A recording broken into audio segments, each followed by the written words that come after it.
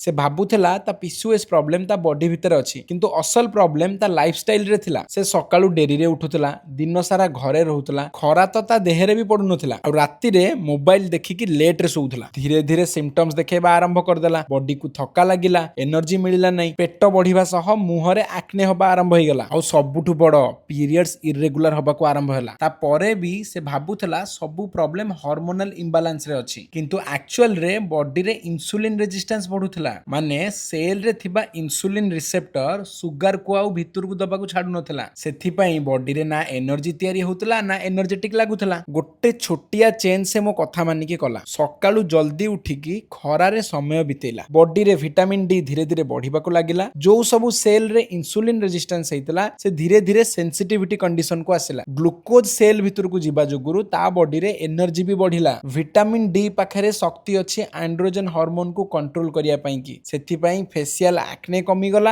आ face रे होतबा hair भी गायब हो गला। सूर्य किरण रे आसीबा जोगु राति रे निद भलो हला आ भलो निद जोगु ता हार्मोन सिस्टम रीसेट हे गला। से बुझी पारला जे प्रॉब्लम मेडिसिन रे सॉल्व हेउ नथिला, ता सिग्नल सिस्टम को ठीक करिबा दरकार थिला। आपण माने भी जदी घरे बसी रहउचंती सकाळ 6टा रे आधा घंटा और संध्या 5टा परे आधा घंटा मिनिमम खरा खांतु। सूर्य परा सकल शक्तिर आधार।